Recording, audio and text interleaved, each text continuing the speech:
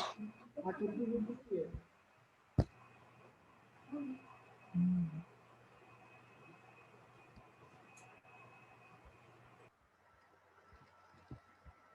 कीजिए आप।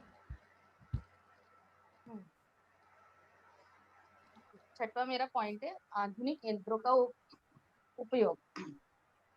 यंत्र यानी मशीनें हो गई, जैसे हम लोग आजकल बहुत ही यंत्रों के गुलाम हो गए, मशीनों के गुलाम हो गए। तो हमें ये ज्यादा उसका उपयोग नहीं करना है, क्योंकि हमारे विकास के लिए बाधा बाधा बनती है। जैसे मोबाइल हो गए, लैपटॉप, टीवी, एनी अदर जो भी रहते हैं, इसके बारे में तो सब ज्यादा मैं बताना नहीं चाहूंगी कि इसका हमें ज्यादा उपयोग नहीं करना है। सातवां है शारीरिक स्वास्थ्य। जो हमारा शारीरिक स्वास्थ्य रहता है, इसे हमें बिल्कुल नजरअंदाज नहीं करना चाहिए, क्योंकि अच्छा स्वास्थ्य ही हमारी संपत्ति है।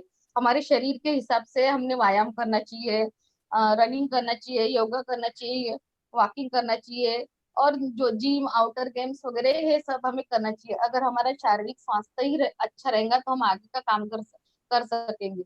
हमारी संपत्ति हमारे स्वास्थ्य ही है, तो इसके ऊपर भी हमें ध्यान देना चाहिए। और जिम्मेदारियों का आठवां मेरा पॉइंट है जिम्मेदारियों का वहन।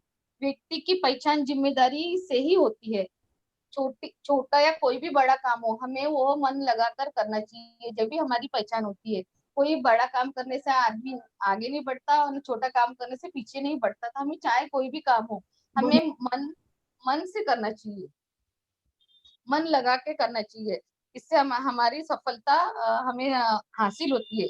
आलसी व्यक्ति देखते होंगे, वो करते ही नहीं काम, बिल्कुल खाना और सोना उनका जो जीवन है, उसे हम अ,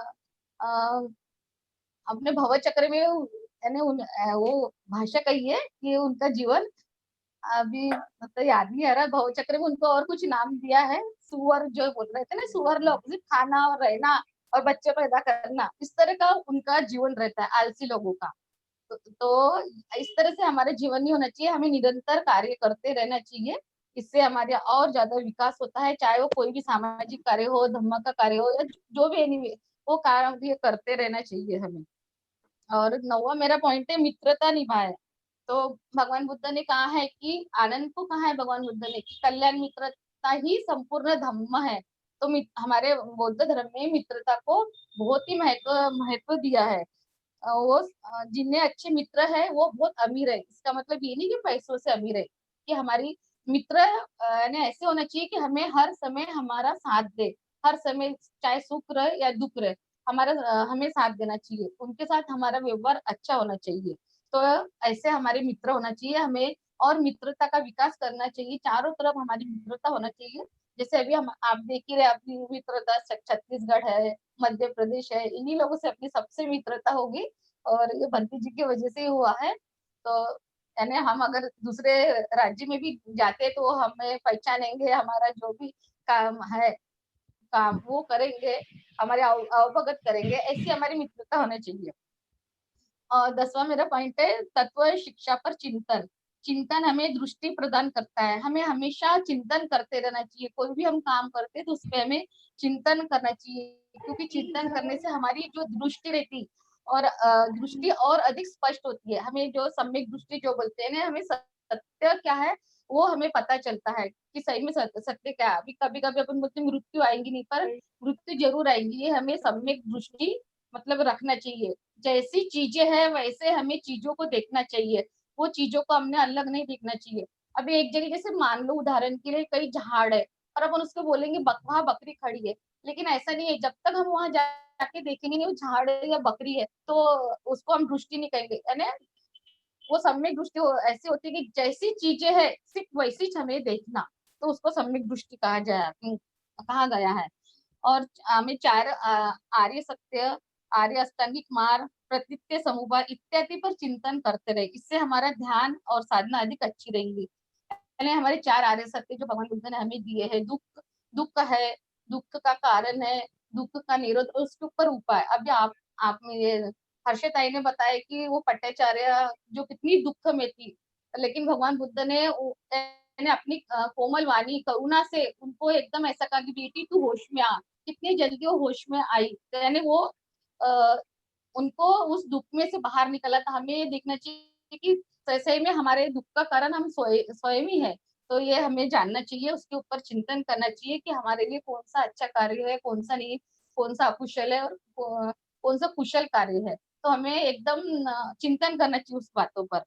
अगर हम ऐसा करते हैं तो हमारी जो ध्यान है और साधना है उसमें और ज्यादा हमारा विकास होता है। और जो हम रोज के इसमें ध्यान हमें जरूर करना चाहिए, चाहे वो 5 मिनट हो या 10 मिनट हो।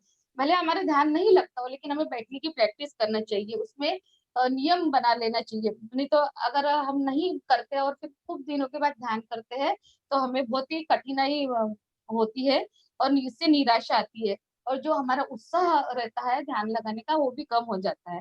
आलस आलस आता है और हमारे ध्यान में अड़थड़े निर्माण होते हैं, जो हमारा ध्यान एकदम प्रभावी नहीं होता। ध्यान जो हम ध्यान करते हैं वो हमारे यांत्रिक नहीं होना चाहिए। यांत्रिक मतलब ऐसे ही चलो बैठ गए, हमको बैठना है बाबा, इन्होंने कहा था हम बैठ गए, सिर्फ दिखाने के लिए बैठ गए, ऐसा नहीं है। ध्यान करने के लिए जब हमारा मन अच्छा होना चाहिए, चाहे वो सुख में हो चाहे या दुख में हो, हमें ध्यान करना चाहिए। हमारी भावनाओं को हमने पहचानना चाहिए, उसको यांत्रिक नहीं बनाना, मशीन की तरह नहीं बनाना। और हमारे इसका अवलोकन करना चाहिए। हमारी जो इंद्रिया है उसके ऊपर हमने ध्यान देना चाहिए कि हमारी इंद्रिया कहाँ काम कर रही है। जैसे मान लो अभी अपन बैठे हैं ध्यान करने के लिए और कई खाने की चीजें बन रही है और खुशबू हमारे नाक को चिल्लाता है, हमारा एकदम ध्यान उधर चले जाता है। तो वह हमें रोकना है कि नहीं, अरे ये तो अभी खुशबू आ रही है, हमें हमारे ध्यान की तरफ ध्यान देने का है। तभी हमको वो ध्यान में सुख और एकाग्र का अनुभव होगा। और जैसे हमारा मान लो कभी ध्यान नहीं लगता तो हमें हमारे जो गुरु रहते हैं, जो भी हमसे अनुभवी व्यक्ति, उनसे ध्यान की चर्चा करना चाहिए कि हमारे ध्यान में ये अड़थड़े आते हैं। हमारे वैसे भी ध्यान में 5 अड़थड़े आते हैं, कामचंद है, द्वेष है, आलस है और मुझे थोड़ा सा याद नहीं है क्योंकि हूँ मैं, लेकिन ये 5 अड़थड़े आते हैं। शंका कुशंका, तो इसके बारे में हमने चर्चा करनी चाहिए। ये हमारा इससे हमारी चर्चा करने से जो अनुभवी व्यक्ति वो हमें अच्छा मार्गदर्शन देंगे और हमें बताएंगे। तो इसके लिए मैं एक छोटी सी कहानी बताना चाहूंगी।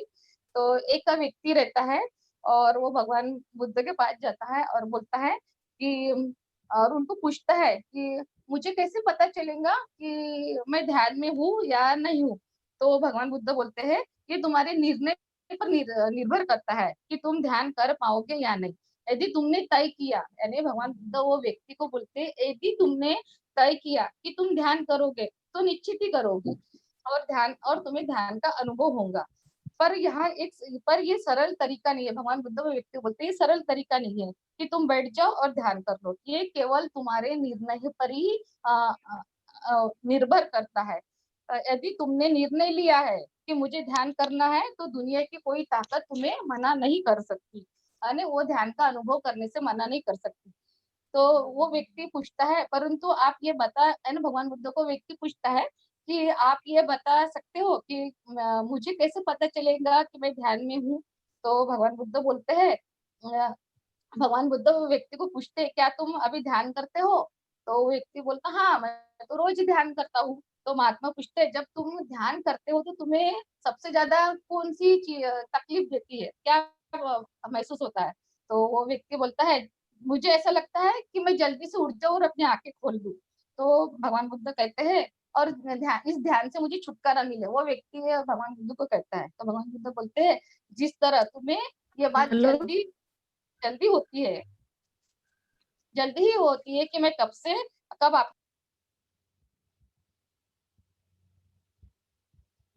अनम्यूट कर लीजिए, आपका ये हो गया है, अनम्यूट करना है आपको। हाँ, ठीक है, अभी तक नहीं था क्या बंदी जी? नहीं चालू था, बोलिए अभी कंटिन्यू। हाँ एक। तो भगवान बुद्ध बोलते हैं एक दिन ऐसा आएगा कि तुम चाहकर भी अपनी आंखें नहीं खोल पाओगे और तुम ध्यान में प्रवेश कर पाओगे। और उस दिन तुम ध्यान में उतरने लगोगे। उसी दिन तुम ध्यान का अनुभव कर पाएंगे। पर ये तुम्हारे निर्णय पर ही निर्भर करता है ना। भगवान बुद्ध उस व्यक्ति को बोलते हैं अगर तुम चाहते हो कि वो दिन आए तो और तुम आंखें ना खोलना चाहो तो तुम्हें लगातार प्रयास करते रहना होगा, तभी तुम वहां पहुंच सकते हो। और एक बार अंत में है ना भगवान बुद्ध उनको बोलते हैं, वो व्यक्ति को बोलते हैं कि एक बार मैं आखिर में फिर तुमसे कहना चाहता हूँ कि तुम ध्यान कर पाओगे या नहीं, ये केवल सिर्फ सिर्फ तुम्हारे निर्णय पर ही निर्भर करता है। चाहे आप कितनी भी गलतियां करो, भूल चूक करते हो, तो ध्यान में एक बात निश्चित है कि अगर आपका निर्णय अटल है, आप ध्यान करेंगे तो ध्यान का अनुभव करेंगे, तो आपको ध्यान करने में कोई नहीं रोक सकता। यदि आपके निर्णय में ही आपका निर्णय ही कमजोर है, तो दुनिया की कोई ताकत ध्यान का अनुभव करवा नहीं कर सकती। तो मैं इससे यही होता है कि हमें हमेशा कोई भी काम करने के लिए पक्का संकल्प लेना चाहिए। भगवान बुद्ध ने भी कहा है, हमारी सारी इच्छाएं पूरी हो सकती है, लेकिन वो इच्छाएं कैसी प्रबल होना चाहिए, और हमें हमारे में वीर्य होना चाहिए, उत्साह होना चाहिए, और संकल्प करना चाहिए, तो होती है। इसमें कोई अंधश्रद्धा नहीं है और कोई चमत्कार नहीं है, सभी की इच्छाएं पूरी हो सकती है। बस हमें अपनी इच्छाओं को ध्यान में रखना है कि वो हमारी इच्छा कौन सी है, दुख देने वाली है, कुशल है या अकुशल है, तभी हम वो इच्छा हमारी पूरी कर सकते हैं, वो ध्यान में रखते हुए। तो हमें हमारे कोई भी काम करने के लिए हमें निर्णय लेना चाहिए, संकल्प करना चाहिए। भाई और इतना कहते है ना, भाई और बहनों, आप सभी ने मुझे बहुत अच्छे से सुना, ध्यान से सुना, इसके लिए आपका बहुत बहुत धन्यवाद। इतना कहते कहते हुए मैं अपने 2 शब्द समाप्त करती हूँ। धन्यवाद। जय भीम ताई, जय भीम, नमो बुद्धाय। जय भीम।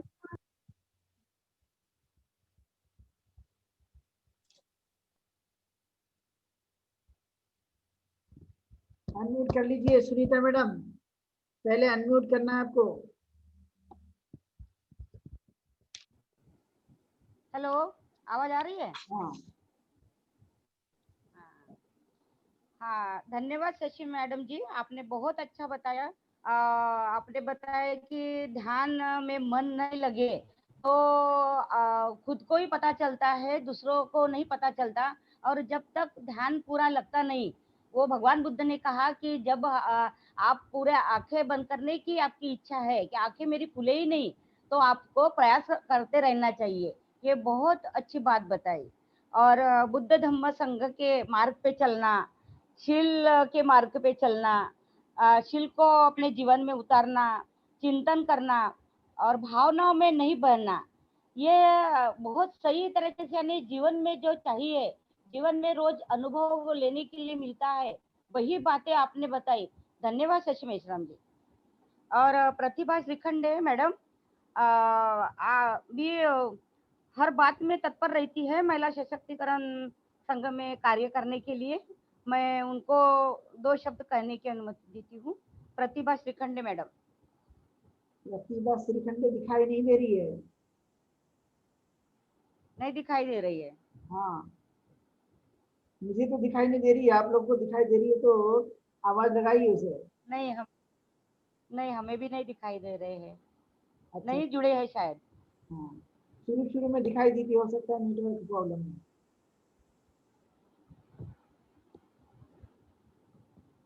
जुड़े नहीं, क्या नहीं जुड़े होंगे शायद। ठीक है,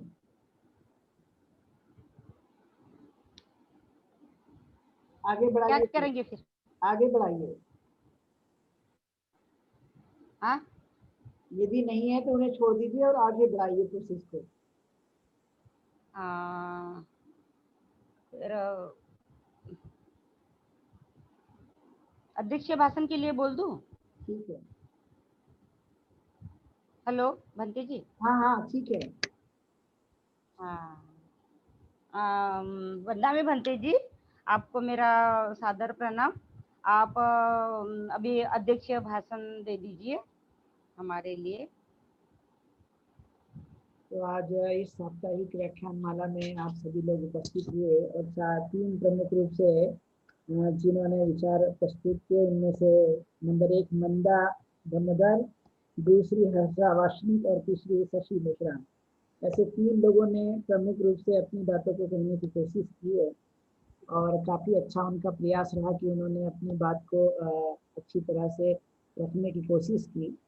तो जैसे कि आप जानते हैं कि कोशिश करने वालों की हार नहीं होती, ये स्लोगन को हमने एक प्रकार से बहुत ही इससे बना के रखा हुआ है कि बार बार यदि हमने प्रयास करने की कोशिश की तो असफलता नहीं बल्कि सफलता ही हमें मिलने की संभावना पाई जाती है। ये कोई गलत बात नहीं है और इसलिए हमें इस बातों पर ध्यान देने की कोशिश करना कि हम बार बार जितना प्रयास करते जाएंगे उतना ज़्यादा हमारा जो कुछ भी है परिपक्वता वो हर काम के लिए आते रहती है।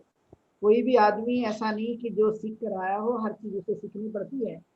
और जितना ज़्यादा हम लोग प्रयास करते रहेंगे उतना ज़्यादा स्मार्ट बनते जाएंगे। यानी स्मार्ट बनने की जो प्रोसेस है वो प्रोसेस में हमें शामिल होना है। स्मार्ट बनना मतलब not only the physical, mental also, कि हमने मानसिक रूप से भी स्मार्ट बनना चाहिए। फिजिकल तो वो हमारे पेरेंट्स की देन है, वो हमारे जनरेशन की देन है, लेकिन हमारे जो हाथों में है कि हम अपने अनुसार अपने ज्ञान को बढ़ाकर जो है वो आगे बढ़ सकते हैं, जो बहुत ही जरूरी है। और हमने जो भी ये दैनिक जीवन में जो काम में आने वाली वस्तु है या चीजें है या संभाषण है या जो भी चीज काम में आने वाली रहती है उसको सीखने की हमें कोशिश करना चाहिए। और मनुष्य एक ऐसी वह एक जीवन शैली वाला नाम है जिसमें उसके लिए सीखने के लिए सारे के सारे रास्ते खुले होते हैं। तो वो जितना ज़्यादा सीखते जाएगा तो उसकी जो सीमा है वो अनलिमिटेड है, कोई सीमा नहीं उसकी, यानी अनलिमिटेड है। और वो कितनी भी चीज़ों को सीख सकता है, कितनी भी चीज़ों को ग्रहण कर सकता है और कहीं पर भी पहुंच सकता है। कोई ना कहने वाला आदमी कि नहीं मुझे आता है, लेकिन नहीं आने वाला आदमी यदि ये कहने लगे कि हाँ मुझे आ सकता है, तो एक दिन ऐसा आएगा कि उसे आ सकता है, ये स्वाभाविक प्रक्रिया है। लेकिन उस काम को करने के लिए तत्पर होना और उसे अपने जीवन की एक ढाल बनाने की कोशिश करना। जब हम उस चीज़ों को अपनी ढाल बना लेते हैं और उसके अनुसार हम लोग कोशिश करते हैं तो एक प्रकार से वो संभावना तलाशी जा सकती है या संभावना आ जाती है कि हम उसको प्राप्त कर सकते हैं, ये खास बात है। तो मंदा ने ये बात बताने की कोशिश की कि जो अंधविश्वास है वो कहीं ना कहीं हमें उसे उसमें दुरुस्ती करने की कोशिश करनी चाहिए। तो ये अंधविश्वास भी पनपता है सिर्फ और सिर्फ हमारी अपनी कमजोरियों के कारण। जब मनुष्य की कमजोरियां दूर हो जाती है तो अंधविश्वास लुप्त हो जाता है। यानी कहीं ना कहीं डर, कहीं ना कहीं वो भय, कहीं ना कहीं शंकाएं, कहीं ना कहीं परंपरावादी होने की वजह से वो चीजें हम उसको कैरी करते रहते हैं, एक से आगे बढ़ाते रहते हैं। लेकिन जिस समय यदि मान लिया जाए वो हमारा सब समाप्त हो गया तो उसमें हम समझ सकते हैं कि वो हमारे से दूर चले जाती है। जैसे कि आपने अभी देखा कि कल से ही नवरात्रि का त्योहार शुरू हुआ।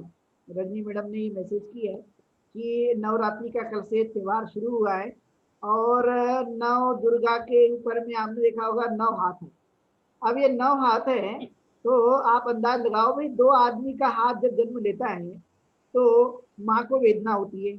अब ये 9 हाथ वाला आदमी यदि कोई जन्म ले तो आप बताइए जीवित रहना संभव है या नहीं है? तो काफी मुश्किल बात है। ये साइंस इस पर बिलीव नहीं करता और जो हमारा अपना ज्ञान है प्राकृतिक ज्ञान वो भी इस पर बिलीव नहीं करता है। लेकिन फिर भी आडंबर जिस तरह से ब्राह्मणों ने बना के रखा है उसको फॉलो करने की पूरी तरह से कोशिश की जाती है कि लोग माने और मानकर जो इसको करते रहे। तो आपने देखा कि यदि ये सब है तो ये मानते हैं कि ये सब कुछ हमें देते हैं और हमारी सभी इच्छाएं पूरी करते हैं, तो फिर ये इतनी सारी समस्याएं भारत में हैं। और आपने देखा हो कि भारत के अंदर में 30 करोड़ लोग ऐसे हैं आज भी वर्तमान में जिनको सिर्फ एक वक्त का भोजन मिलता है। दूसरे वक्त के भोजन में वो अपना भोजन जुटा नहीं पाते, यानी बिल्कुल भी उनके पास व्यवस्था नहीं होती, एक दिन का में एक बार ही भोजन कर पाते हैं। ऐसे भारत के अंदर में बहुत सारे लोग हैं। आप देखा होगा बीपीएल, बिलो पावर्टी, कि बिलो पावर्टी में जो लोग हैं वो उनकी संख्या भी काफी है। आपने देखा होगा कि ये राशन की दुकान में काफी भीड़ नजर आएगी आपको, जो बीपीएल कार्ड वाले लोग हैं।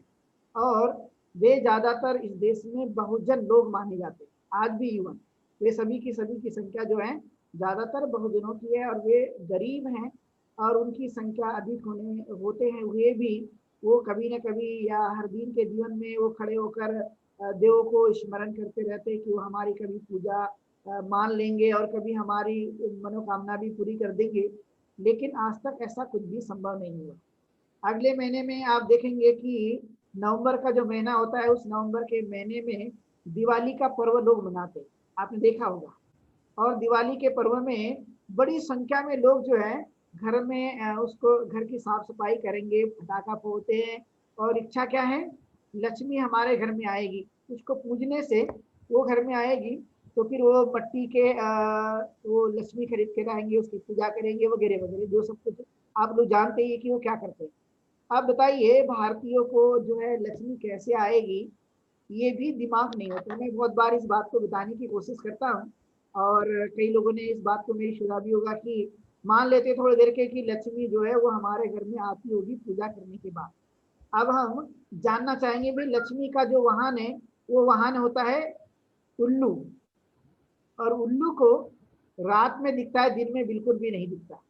ये आपने बहुत बार महसूस किया हो, यानी उसको अंधेरे में दिखता है, प्रकाश में उसको बिल्कुल भी दिखाई नहीं देता। और जब उसको प्रकाश में दिखाई नहीं देता और उसको अंधेरे में दिखाई देता है तो इट मीन कि वह व्यक्ति जब वो लक्ष्मी जी को लेकर आएगा, यानी उल्लू लक्ष्मी जी को लेकर आएगा और वो किसी के द्वार पर यदि पहुंच गया और पहुंचने के बाद में सब लोगों ने अपने घर द्वार या चारों तरफ में जगमगा करके रखा हुआ है, लाइट लगा के रखा हुआ है, तो जैसी उल्लू जो है लक्ष्मी को लेकर आता है उनके द्वार पर, और आने के बाद में उल्लू रुक जाता है। चलो बोलती लक्ष्मी की चलो आज हम किसी मेश्राम के घर चलते हैं, और किसी मेश्राम के घर में चलते हैं तो मेश्राम ने क्या किया होता है कि पूरा उजाला किया होता है चारों तरफ से। अब वो चारों तरफ से उजाला करने के बाद में वह उल्लू जैसे उनके गेट पे आता है वो रुक जाता है। अब रुकने के बाद में वह लक्ष्मी कहती भाई क्यों, मैं तो इनके घर में जाना चाहती हूँ, आपने क्यों रोक दिया यहाँ। तो उल्लू कहता है कि मैं क्या करूँ, क्योंकि मुझे तो सारा का सारा अंधकार दिखाई दे रहा था और अंधकार दिखाई दे रहा था और इसलिए मैं जा नहीं सकता। तो उसने लक्ष्मी ने बोली कोई बात नहीं, पीछे से चलते हैं, क्योंकि सामने तो यहाँ पे अंधकार दिखाई दे रहा है आपको। जब पीछे गए तो पीछे से भी जाते समय उनके घर के अंदर वो वहां पे रुक जाता है, और रुक जाने के बाद में फिर लक्ष्मी कहती भाई इसके घर के अंदर क्यों नहीं जा रहे हो। तो कहता है उल्लू की मुझे तो अंधेरा दिखाई दे रहा है, मैं क्या करूं। उतने में मेश्राम जी जो है फटाका फोड़ देते हैं, और जैसे फटाका फोड़ दिया उल्लू जो है वो लक्ष्मी को लेकर पहुंच गया अमेरिका। क्योंकि आपने देखा किसी भी पक्षी को वो फटाके का बड़ा डर लगा रहता है। आप कहीं भी फोड़कर देख लीजिए, आप किसी भी जगह यदि वहां पक्षी होगा वो तुरंत उड़ जाता है। तो वो उड़कर पहुंच गया अमेरिका, और अमेरिका के लोगों को दिन रात जो है वो पैसे वाला बना रहा है, उनके डॉलर की वैल्यू मजबूत बना रहा है।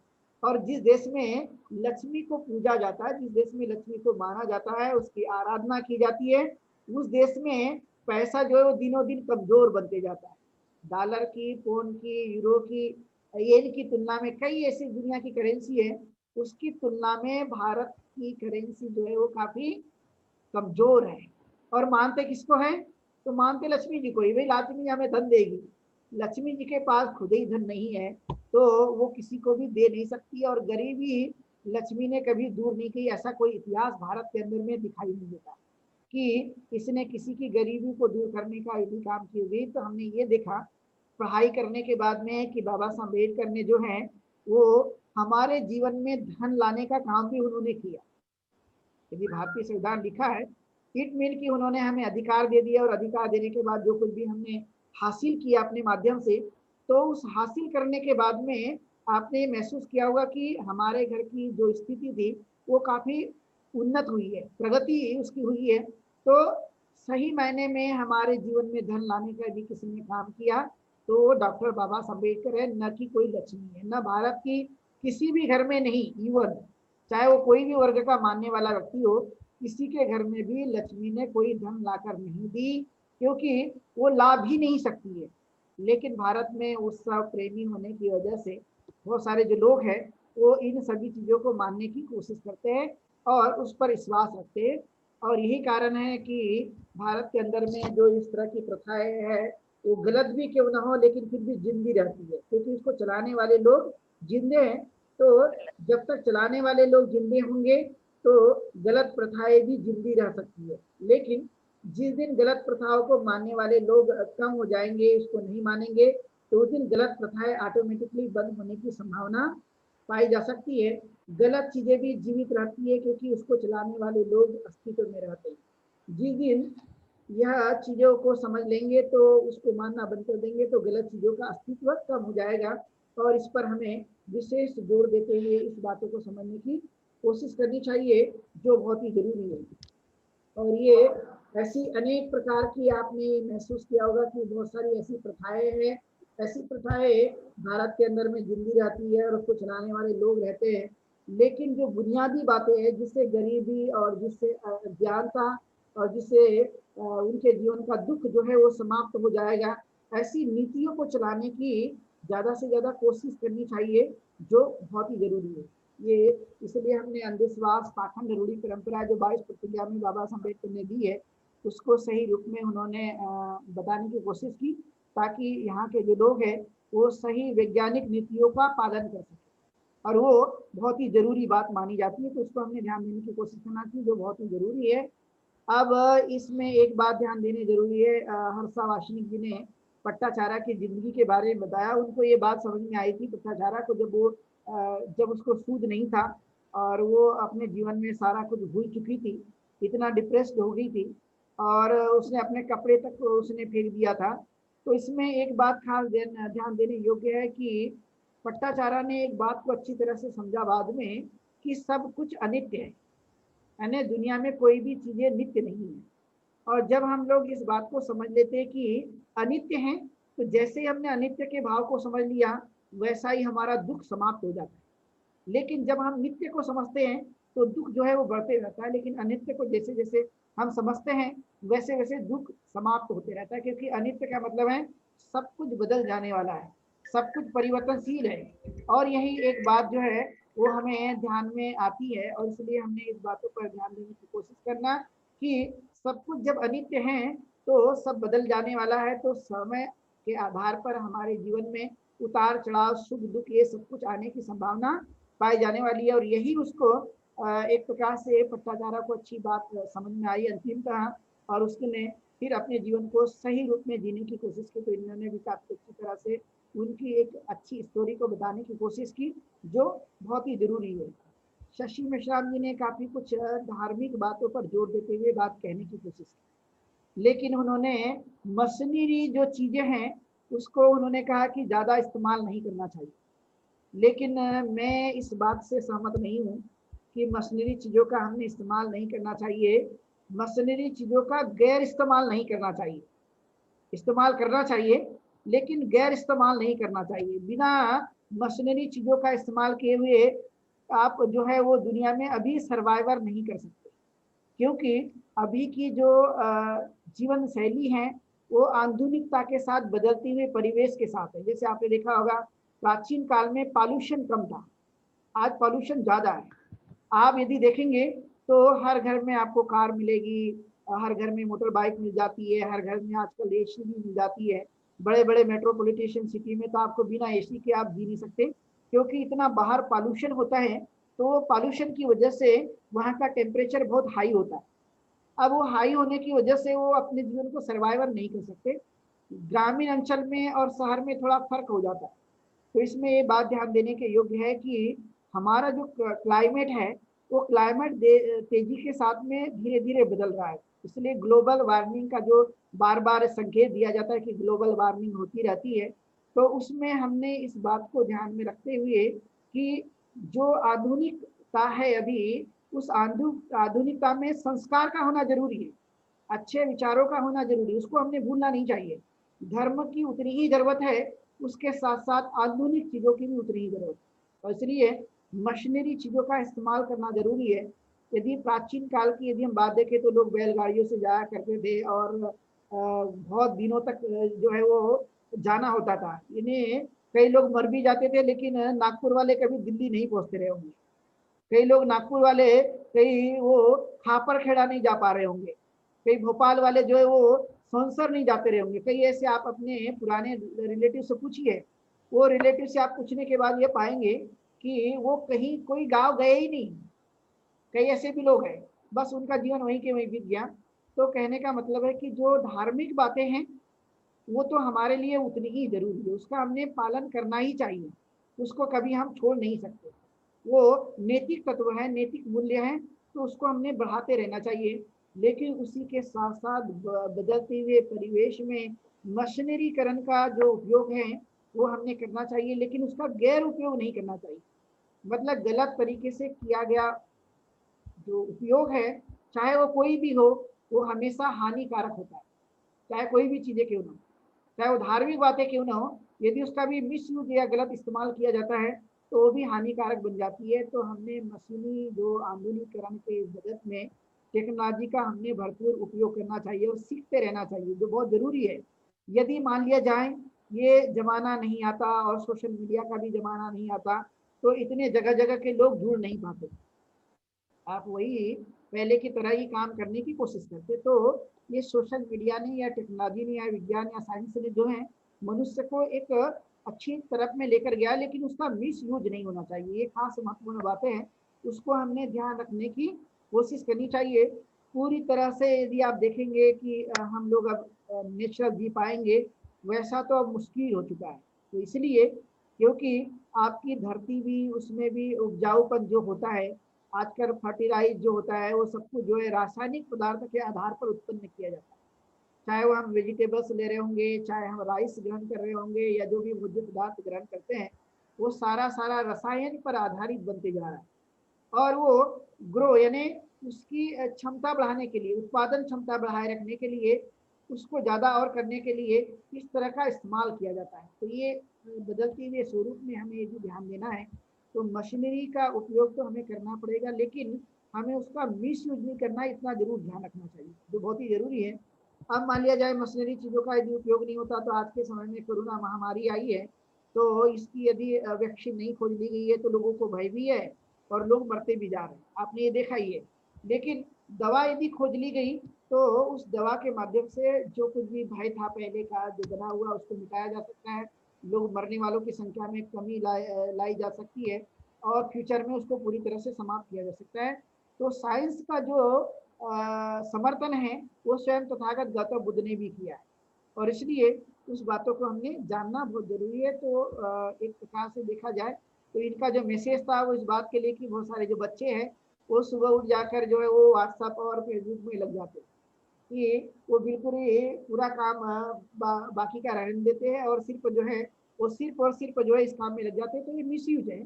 तो मिस यूज की जगह अच्छी तरह से यूटिलाइज करना जरूरी है। आज के समय में जो लोग साइंस का ज्ञान नहीं रखते, टेक्नोलॉजी का ज्ञान नहीं रखते, वे इस दुनिया में पिछड़े माने जाते।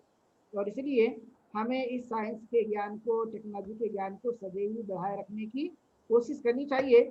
सबसे एक महत्वपूर्ण बात, अहम बात है कि घर में जितने लोग होते उतने आपके पास मोबाइल फोन होते।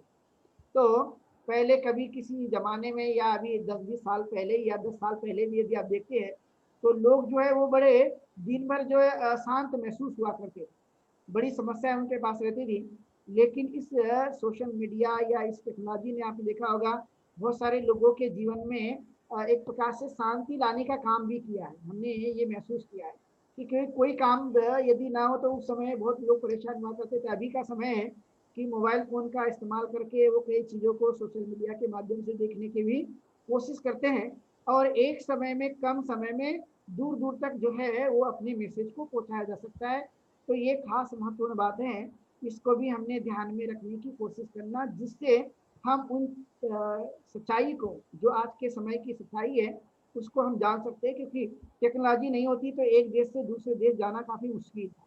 हवाई जहाज जो है वो किसी जमाने में लोग कहा करते थे कि भाई हवाई जहाज का निर्माण किसी ने किया है तो जय माता ने बनाया हरुण खटोला, ऐसा कुछ गाना सुना होगा आप लोगों ने। बमलेश्वरी ने बनाया उड़न खटोला, ये आपने गाने के माध्यम से सुना होगा। और जिसने बनाया नहीं तब भी उसके ऊपर में बता दिया गया भाई इसने हरुण खटोला बनाया, मतलब हवाई जहाज बनाया। जबकि बनाने वाले राइट बंधु है, राइट बंधु ने उनको बनाया और उनको लोगों को एक स्थान से दूसरे स्थान तक ले जाने का काम किया। ये सब साइंस और मनुष्य के दिमाग का कमाल है। तो मनुष्य के पास इतनी ताकत है, इतनी क्षमताएं हैं कि जो चाहे वो कर सकता है, बशर्ते उसने उस प्रयोग में लगा रहना चाहिए। उसका खुद का यदि इंटरेस्ट है तो उस प्रयोग में वह लग सकता है, और उसको लगाने के लिए हमने भरपूर अपने समय को सही उपयोग में लगाने की कोशिश करनी चाहिए। इसलिए हमारा एक कोशिश ये है कि जब हम बोलना शुरू करते हैं या बोलने के लिए हम तैयार होते हैं तो उसकी स्टेप जो है वो काफ़ी कुछ शुरू हो जाती है। जैसे आपने महसूस किया कि हमें बोलना है, तो बोलना है इसका मतलब पहले जानकारी इकट्ठा करना होता है, किताब को देखना होता है। कभी कभी आपने देखा घर में किताबें होती है, धूल खाती रहती है, लेकिन हम उसको पढ़ते नहीं है। कई बार आपने महसूस हुआ वो शोकेस में जो है वो हमेशा पड़ी रहती है, किसी का ध्यान नहीं आता, साल भर वो बीत जाता है। तो फिर वो यदि हिंदू मानसिकता वाले होंगे तो फिर वो दिवाली के समय में घर की साफ सफाई करते समय उसको थोड़ा बहुत क्लीन कर लेंगे, यदि बौद्ध जीवन पद्धति को मानते होंगे तो फिर वो विजयादशमी से पहले घर की साफ सफाई करते समय उस किताब को ठीक कर देते हैं। भाई किताब तो होना चाहिए घर में, लेकिन उसको पढ़ने का समय निकल नहीं पाता, वो ऐसी धूल खाते रहती है। लेकिन यदि हमें कहीं बोलना हो या कोई चीज देखनी हो और कोई सोर्स ढूंढना हो तो उस माध्यम से कहीं ना कहीं हम किताब को खोल कर देखते हैं, पलटते तो भी है कि भाई कहाँ लिखा होगा ये चीजें। अब जो कहाँ लिखा होगा, अब उसकी जानकारी कलेक्ट करने के लिए हम कहीं ना कहीं किताबों से ज्ञान लेने की कोशिश करते हैं। कुछ तो लिखा होना चाहिए बताने के लिए, कुछ न कुछ हम तो नोट्स बनाने की कोशिश करें। तो कम से कम बोलने के लिए, हम सिर्फ बोलने के लिए इतना ही पर्याप्त नहीं होता। तो बोलने के पहले आपने देखा बहुत सारी चीजें आप अस्तित्व में लाते हो।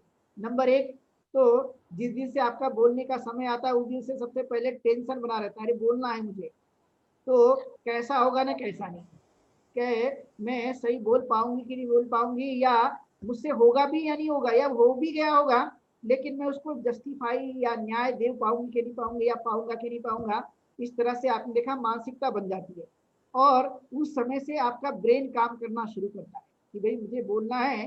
तो जब तक बोलकर नहीं होता तब तक आपका टेंशन बना रहता है। टेंशन इन द सेंस बोलने का जो हमने माइंड में बना रखा है उसका वो बिल्कुल, चाहे आप कोई भी काम करो, एनीवन, खाना बनाओ नहीं, आप कुछ भी काम करते रहो, लेकिन आपके मन में जो भी गुन्नाटा होगा, वो विचार जो होंगे, वो विचार होगा आपके उस बोलने के लिए सोचने का विचार, और वो विचार आपके जीवन में एक नया परिवर्तन करने की कोशिश करता है। क्योंकि आप सिर्फ बोलने के लिए ही नहीं सोचते, तो कई चीजों के बारे में आप दिमाग में चिंतन करना शुरू कर देते हैं। कई चीजें आती है, मुझे ये बोलना है, ये बोलना है, तो बोलते समय जो पहले हमने बोला सोचा था वो समाप्त हो गया और कई चीजें दूसरी बाद में आ जाती है।